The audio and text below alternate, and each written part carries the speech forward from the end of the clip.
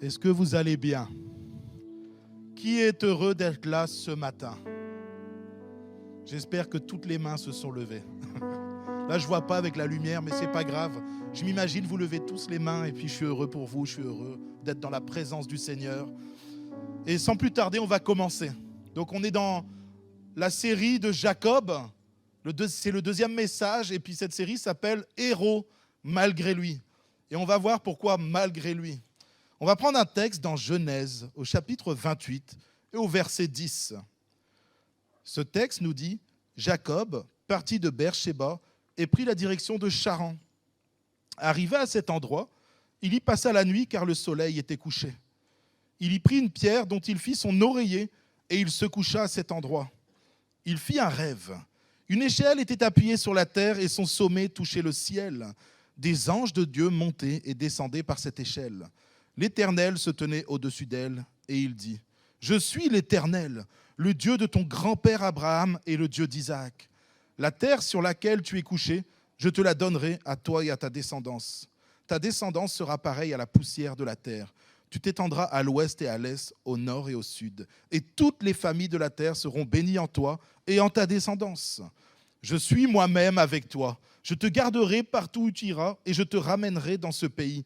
Car je ne t'abandonnerai pas tant que je n'aurai pas accompli ce que je te dis. » Jacob se réveilla et dit « C'est certain, l'Éternel est dans cet endroit et moi, je ne le savais pas. » Il eut peur et dit que cet endroit est redoutable. C'est ici que se trouve la maison de Dieu.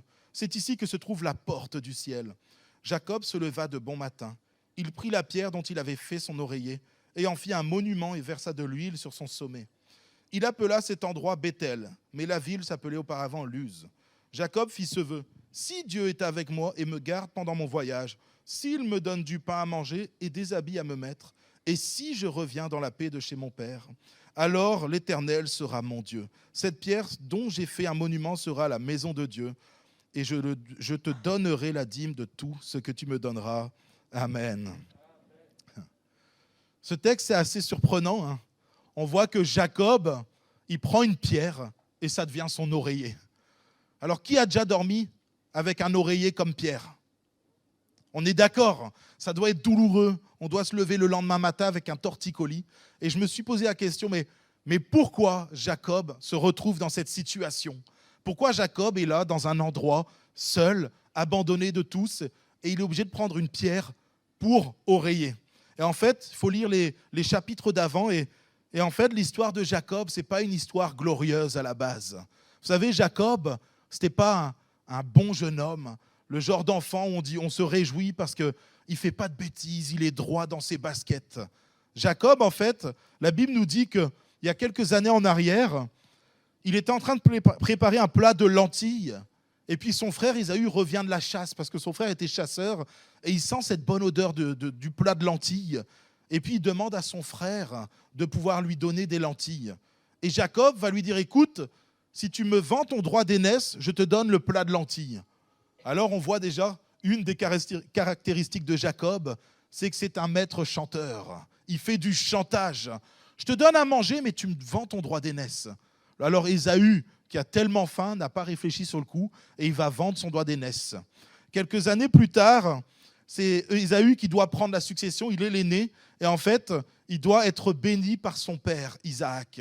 Et alors, Ésaü part chasser du gibier, et en fait, entre-temps, Jacob, il voit une opportunité de voler la bénédiction de son frère Ésaü. Alors, il va coller de la moumoute sur ses bras, et puis il va aller dans la tente de son père, et en fait, son père sait que Ésaü, c'est quelqu'un qui était velu. Et en fait, ça voulait dire velu. Et en fait, pendant ce temps-là, il dit, mais montre-moi tes bras que je te touche, parce qu'en fait, Isaac ne reconnaît pas la voix de son fils Ésaü.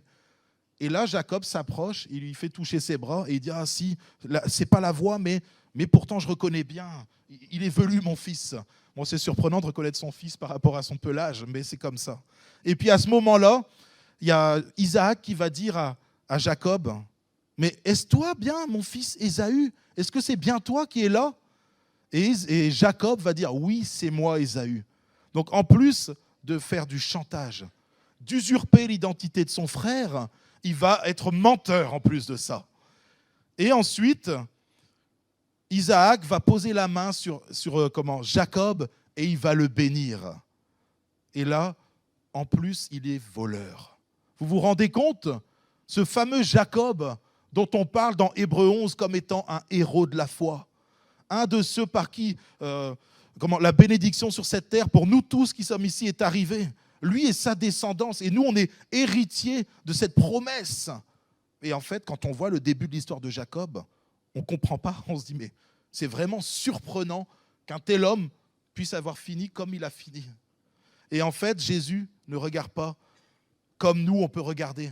Dieu voit au-delà des apparences, au-delà de nos erreurs et de nos péchés. Il regarde les cœurs.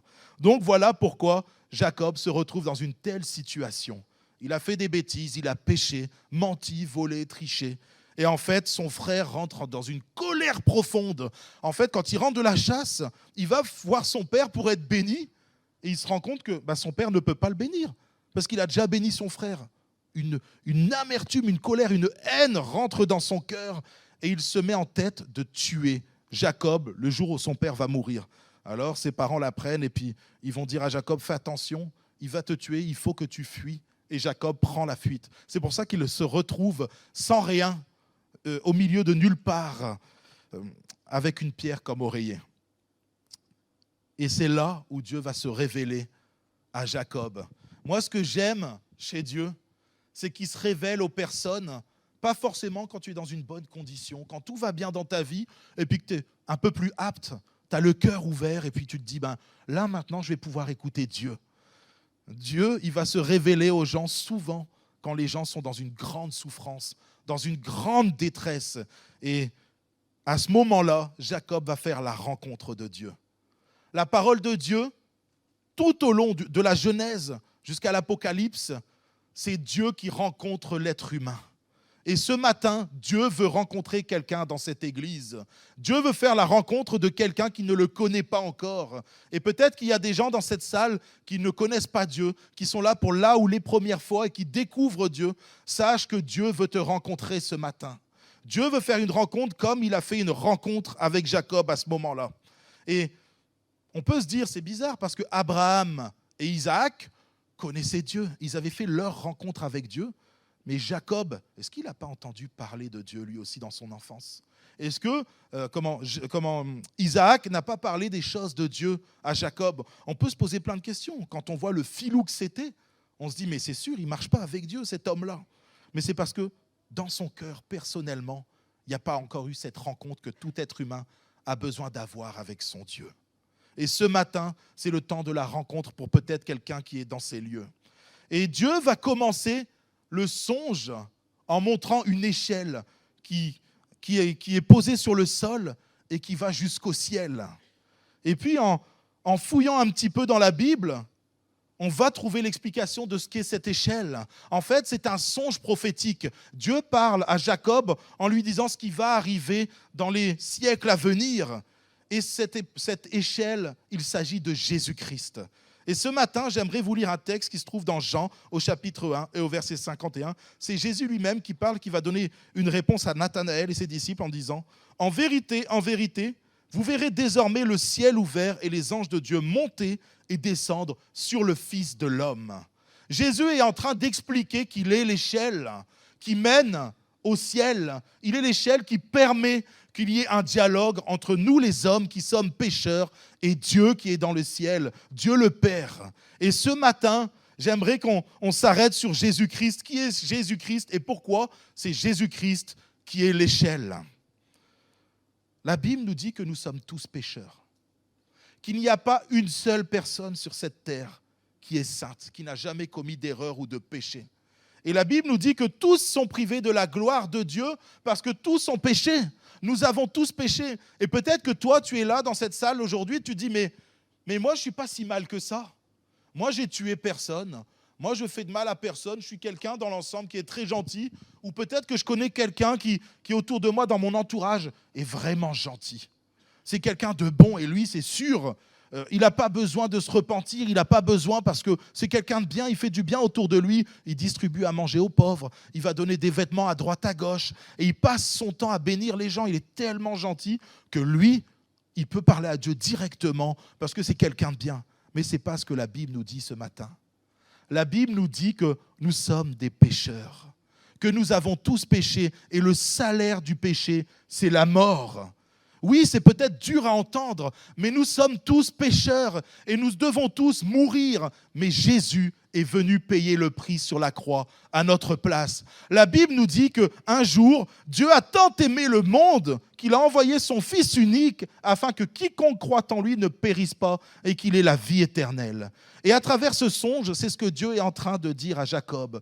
Tu vas avoir une descendance et à travers cette descendance, un homme va sortir, il sera mon fils. Et à travers mon fils, toutes les nations pourront être bénies. Et ce matin, c'est à travers Jésus-Christ que nous pouvons être bénis. Je vais lire un texte qui se trouve dans Éphésiens au chapitre 1 et qui va expliquer parfaitement pourquoi c'est seulement à travers Jésus-Christ qu'on peut être béni. Peut-être que tu as entendu dire qu'il y a des hommes, à travers certains hommes, tu peux être béni. Peut-être que dans certaines religions, tu as entendu que tu pouvais prier telle et telle vierge ou tel saint et que tu allais pouvoir être béni à travers ça. Ou peut-être dans une religion, on t'a dit, mais non, tu n'as pas besoin de Jésus. Il suffit d'aller droit au but, tu vas directement voir Dieu. Mais ce n'est pas ce qui est prévu dans le plan de Dieu. C'est que nous ayons tous une relation intime avec lui, mais à travers Jésus-Christ. Paul, apôtre de Jésus-Christ par la volonté de Dieu, aux saints qui sont à Éphèse et aux fidèles en Jésus-Christ. Que la grâce et la paix vous soient données de la part de Dieu notre Père et du Seigneur Jésus-Christ. Béni soit Dieu, le Père de notre Seigneur Jésus-Christ, qui nous a bénis de toutes sortes de bénédictions spirituelles dans les lieux célestes en Christ. En lui, il parle de Jésus à ce moment-là. Dieu nous a élus avant la fondation du monde pour que nous soyons saints et irrépréhensibles devant lui, nous ayant prédestinés dans son amour à être ses enfants d'adoption par Jésus-Christ, selon le bon plaisir de sa volonté, à la louange de sa gloire, de sa grâce qui nous a accordé en son bien-aimé. En lui, nous avons la rédemption par son sang, le sang seul de Jésus-Christ. La rémission des péchés, selon la richesse de sa grâce que Dieu a répandue abondamment sur nous, par toute espèce de sagesse et d'intelligence, nous faisant connaître le mystère de sa volonté, selon le bienveillant dessein qu'il avait formé en lui-même pour le mettre à exécution lorsque les temps seraient accomplis, de réunir toutes choses en Christ, celles qui sont dans les cieux et celles qui sont sur la terre. En lui, nous sommes devenus héritiers, ayant été prédestinés suivant la résolution de celui qui opère toutes choses d'après le conseil de sa volonté, afin que nous servions à la louange de sa gloire. Nous qui d'avance avons espéré en Christ. En lui, vous aussi, après avoir entendu la parole de la vérité, l'évangile de votre salut, en lui, vous avez cru et vous avez été scellés du Saint-Esprit qui avait été promis, lequel est un gage de notre héritage par la rédemption de ceux que Dieu s'est acquis à la louange de sa gloire. Quand on lit ce texte, il n'y a qu'avec Jésus-Christ que nous pouvons avoir accès au Père. Il y avait un voile, le péché nous empêchait d'avoir une relation, une communion profonde avec Dieu. Mais parce que Jésus-Christ est mort sur la croix, il nous a délivrés de la puissance du péché sur nos vies. Nous étions esclaves du péché, esclaves de nos pensées, esclaves de notre orgueil, esclaves de toutes sortes de choses, comme Jacob, esclave du mensonge et de toutes sortes de choses. Mais parce que Jésus est venu mourir sur la croix, il a crucifié le péché avec lui sur cette croix. Et le péché n'a plus aucune puissance sur nos vies. La Bible nous dit que Jésus nous a affranchis du péché. Et ce matin, peut-être que dans ton cœur, tu te sens aussi esclave du péché. Peut-être que tu n'arrives pas à comprendre pourquoi tu n'arrives pas à être heureux dans ta vie. C'est comme si tu n'arrivais pas à trouver le bonheur. C'est comme si, jour après jour, tu es toujours en train de courir derrière quelque chose, mais tu n'arrives pas à trouver le bonheur. C'est comme si tu étais esclave des choses de ce monde, et ça te frustre. Tu essayes d'être heureux, et le soir, dans ta chambre, quand tu es seul, tu te rends compte en fait que tu n'arrives pas à trouver le bonheur. Tu pensais qu'un bon travail, ça allait faire l'affaire. Et en fait, tu as trouvé un bon travail et il y a toujours un vide dans ton cœur. Tu pensais que trouver l'amour allait te rendre heureux. Bien sûr, moi j'ai trouvé l'amour et je suis heureux. Mais le véritable amour, celui qui n'a aucune faille, aucune erreur, celui qui te rend parfaitement heureux, c'est l'amour du Père à travers Jésus-Christ. Et si aujourd'hui, tu cherches encore à être heureux, tu cherches à être libéré de ce qui te tient oppressé, de ce qui te tient lié au péché, Sache que c'est seulement à travers Jésus-Christ que tu trouveras la libération du péché sur ta vie. Alors, je ne sais pas où tu en es dans ta vie avec Dieu. Je ne te connais pas, je ne connais pas tout le monde en tout cas. Et si c'est là où les premières fois que tu viens, ou si ça fait plusieurs fois que tu es là, mais que tu es lié au péché, lié à ce monde, il te suffit tout simplement, ce matin à ta place, de dire, moi, je veux faire cette rencontre avec Dieu. Comme Jacob a eu cette rencontre avec Dieu, moi aussi, aujourd'hui, j'ouvre mon cœur afin que Dieu, tu viennes me rencontrer. Et Jésus va venir te rencontrer ce matin. Dieu va t'envoyer Jésus.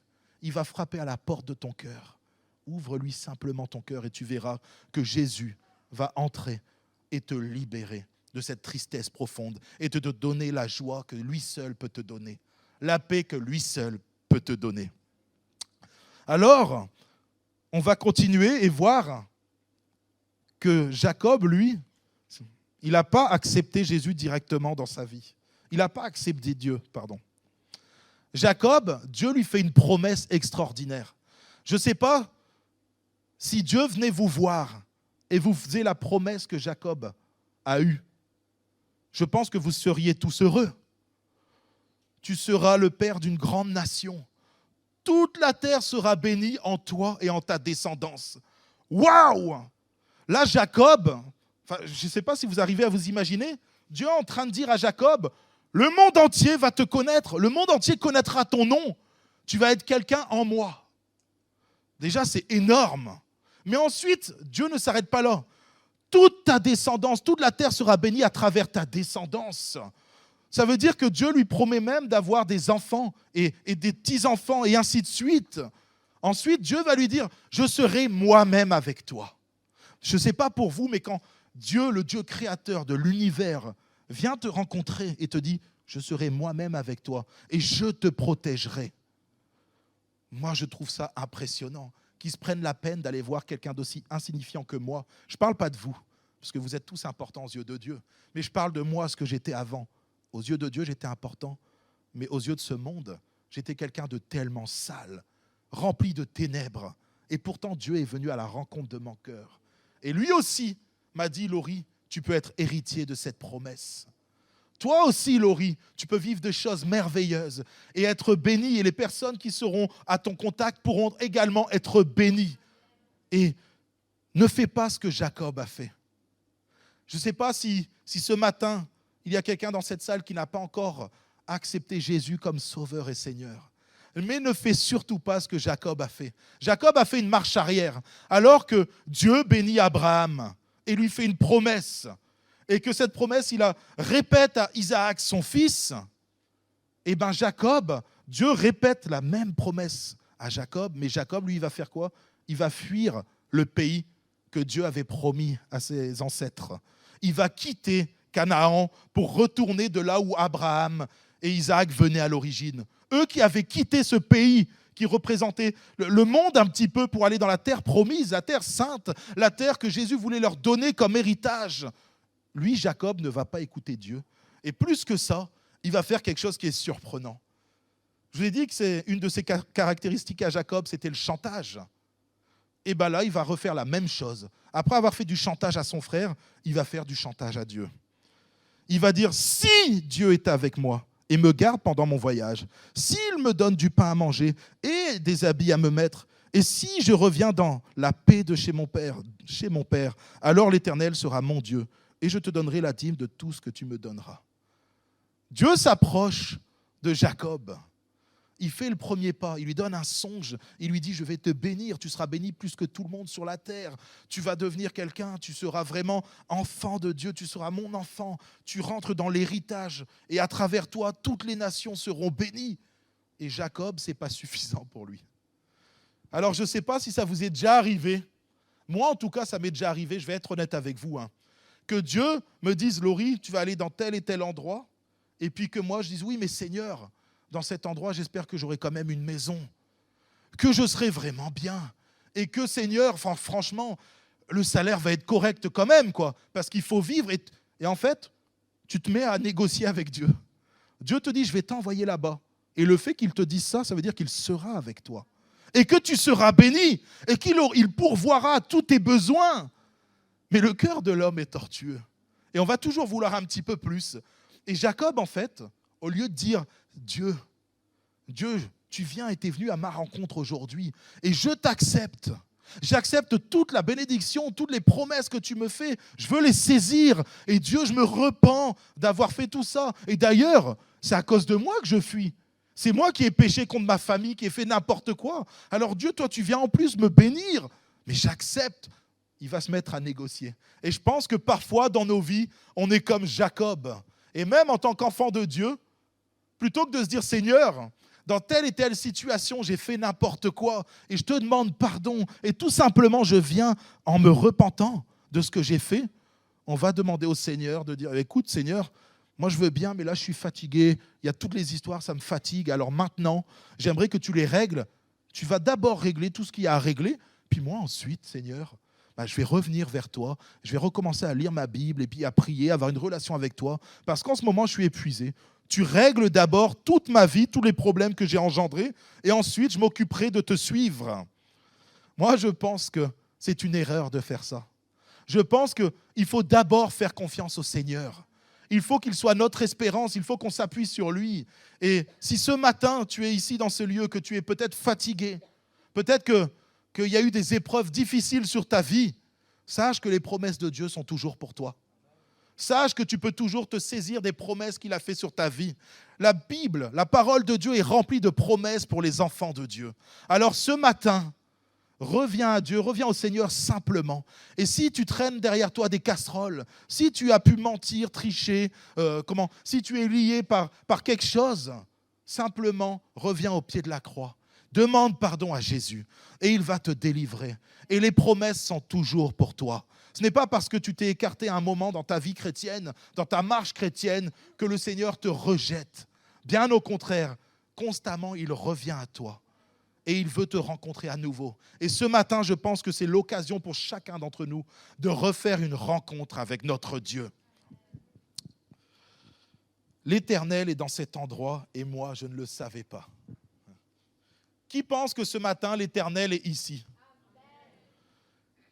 Qui pense ce matin que l'Éternel est ici, dans cet endroit ?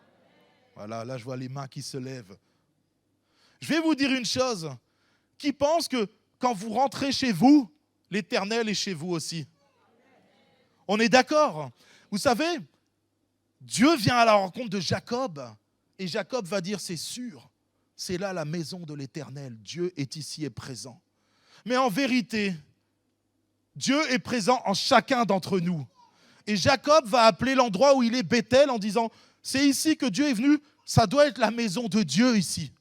Et en fait, Jacob ne se rend pas compte que Dieu veut faire de Jacob un Bethel.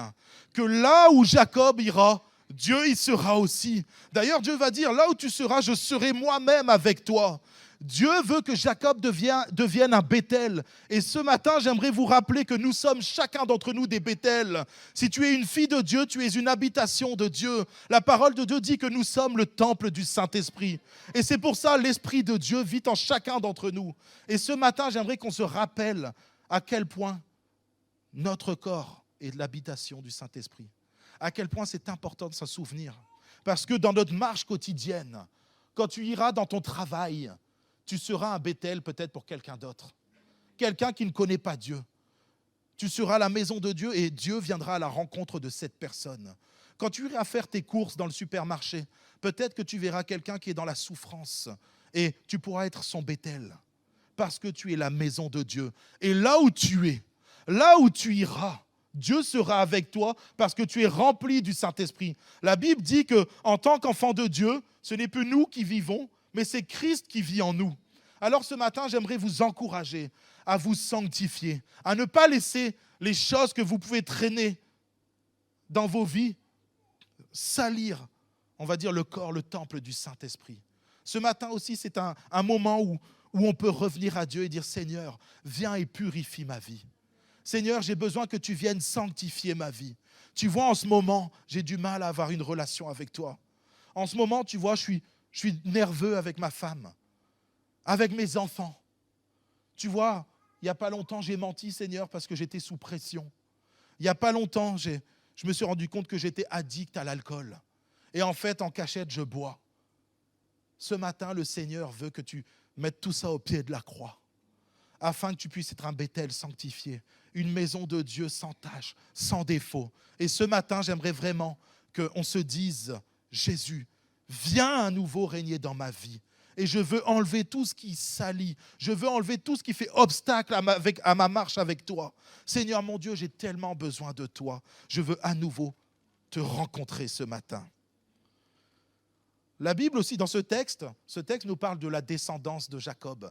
Dieu veut une descendance qui va bénir toutes les nations de la terre. Et bien sûr, c'est en Jésus-Christ que sa descendance va être bénie. C'est en Jésus-Christ que la terre entière va être bénie. Et si ce matin nous sommes là réunis, c'est parce que Jésus est dans nos vies. Il est présent ce matin et il est celui qui bénit les nations entières. Et ce matin, j'aimerais qu'on puisse se rendre compte que Jésus veut aussi que nous puissions engendrer spirituellement. Que nous puissions, nous aussi, autour de nous, engendrer des hommes et des femmes de Dieu. Et pour ça, il faut que nous recherchions les choses du ciel. Ce n'est pas pour rien que Dieu a permis que Jésus soit le lien entre les choses de la terre et le ciel. C'est pour que nous puissions nous saisir des choses du ciel. C'est pour que nous puissions regarder au ciel et avoir une relation profonde avec Dieu le Père. Et si nous ne nous saisissons pas des choses qui viennent du ciel, alors nous ne pourrons pas faire des choses spirituelles. Nous ne pourrons pas engendrer spirituellement. Nous ne pourrons pas autour de nous engendrer spirituellement des choses parce que nous serons fixés les yeux sur la terre. Matthieu 6,33 nous dit « Cherchez premièrement le royaume de Dieu et sa justice, et toutes choses vous seront données par-dessus tout. » Vous savez, si on s'attache aux choses du royaume, si on s'attache aux bénédictions que Dieu veut nous donner, si on les cherche ardemment, si notre cœur n'est pas sur les choses de cette terre, mais sur les choses du ciel, alors nous serons remplis de l'Esprit de Dieu. Et partout où nous irons, nous pourrons engendrer spirituellement dans la vie des gens des choses qui viennent de Dieu. Quand ton frère ou ta sœur sera dans la souffrance, tu seras un Bethel pour lui et tu viendras l'exhorter, tu viendras engendrer spirituellement des choses dans son cœur. Et puis cette personne qui est dans la souffrance va pouvoir repartir, va pouvoir grandir dans sa foi et elle reprendra sa route avec Dieu. Si tu es rempli de l'Esprit de Dieu, alors quand tu seras à ton travail, ce que tu vas semer dans le cœur des gens qui t'entourent sera spirituel. Et les gens pourront rencontrer Dieu et peut-être se convertir, donner leur vie au Seigneur Jésus. Et tu engendreras des enfants dans la foi. Vous savez, c'est ce que Paul va nous dire un moment. Ce n'est pas pour vous, c'est dans 1 Corinthiens au chapitre 4, ce n'est pas pour vous faire honte que j'écris ces choses, mais je vous avertis comme mes enfants bien-aimés. Car quand vous auriez 10 000 maîtres en Christ, vous n'avez cependant pas plusieurs pères, puisque c'est moi qui vous ai engendré en Jésus-Christ par la foi, par l'Évangile.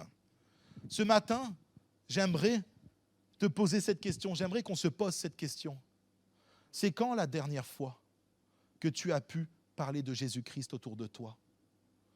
C'est quand la dernière fois que tu es parti chez un frère ou une sœur pour l'exhorter, pour passer du temps avec lui et le relever parce qu'il était dans la souffrance? C'est quand la dernière fois, tout simplement, que tu t'es placé dans ta chambre, que tu as ouvert la Bible, que tu as passé du temps à écouter ce que Dieu voulait te dire à travers sa parole? C'est quand les dernières fois où tu as passé du temps dans la prière à parler à Dieu? J'aimerais ce matin qu'on puisse tranquillement se placer devant Dieu et laisser le Saint-Esprit nous sonder. J'aimerais vraiment qu'on puisse se poser cette question. Où est-ce que j'en suis dans ma marche avec Dieu? Si la musique peut s'approcher, j'aimerais que ce matin, assis sur ta chaise, alors que les têtes sont baissées, alors que c'est un moment où tu vas être juste avec Dieu, devant Dieu, que tu puisses te dire, Seigneur, où j'en suis dans ma marche avec toi? Seigneur, est-ce que je suis comme Jacob? Je vais fuir et retourner en arrière dans ma vie. Je vais laisser le péché prendre le dessus sur ma vie. Les choses charnelles, les choses de ce monde prendre le dessus sur ma vie et faire un retour en arrière et du coup ne pas pouvoir avancer et grandir avec toi? Ou alors est-ce que tu passes du temps avec Dieu, c'est sûr, tu aimes Dieu et tu essayes de marcher dans la vérité, dans sa parole, mais tu n'arrives pas à enfanter spirituellement autour de toi parce qu'il y a quelque chose qui t'empêche. Il y a quelque chose qui t'empêche d'aller vers les gens autour de toi. Il y a quelque chose peut-être qui t'empêche de parler de Jésus autour de toi, ou il y a des choses qui t'empêchent de faire des disciples autour de toi. Vous savez, dans cette église, on fait des formations de disciples. Et Serge m'a sorti quelque chose un jour. Il m'a dit, tu sais Laurie, il faut toute une église pour faire un disciple. Et je pense que ce matin, Dieu t'appelle à faire des disciples. Dieu t'appelle à avancer toujours plus dans ta marche avec lui. Ne pas rester toi-même dans ton petit coin. Mais Dieu veut que tu grandisses et que tu fasses grandir les personnes autour de toi. Reprends la marche avec Dieu. Reprends la marche avec Dieu et ce matin, place-toi devant Dieu, simplement, à ta place. Et s'il y a des choses qui t'empêchent d'avancer avec Dieu, demande pardon au Seigneur Jésus-Christ. Simplement, il te pardonnera. La Bible dit, si vous confessez vos péchés, il est juste et fidèle pour vous les pardonner. Peut-être que tu as un lien dans ta vie qui t'empêche d'avancer avec Dieu. Et jour après jour, tu es tenu par ce lien. L'alcool, peut-être c'est la pornographie, le flirt, la séduction, le mensonge, l'hypocrisie, la jalousie, l'amertume, le refus de pardonner les gens qui t'entourent aussi. Peu importe ce que c'est qui te tient lié. Ce matin, Jésus veut faire la place vide dans ton cœur, afin qu'il y ait toute la place et qu'il soit le roi des rois et que tu lui rendes la place qui lui est due ce matin dans ton cœur. Alors, sans plus tarder, si quelqu'un a besoin de l'aide du Seigneur Jésus ce matin pour pouvoir avancer dans sa marche avec Dieu, qu'il lève la main à sa place. Le Seigneur voit toutes les mains qui se lèvent. Oh, le Seigneur voit les mains qui se lèvent. Oh, Seigneur Jésus. Le Seigneur voit les mains qui se lèvent. Oh, vous pouvez rebaisser vos mains. Et ce que j'aimerais, c'est qu'on demande à l'Église, à toute l'Église d'élever la voix, afin que toutes les personnes qui ont levé leurs mains puissent reprendre leur marche avec Dieu et que ce qui les tienne liés sur cette terre et qui les empêche d'avancer avec Dieu et de faire des disciples autour d'eux soit brisé au nom de Jésus. Car c'est Jésus qui brise les liens, c'est Jésus qui brise les chaînes du péché.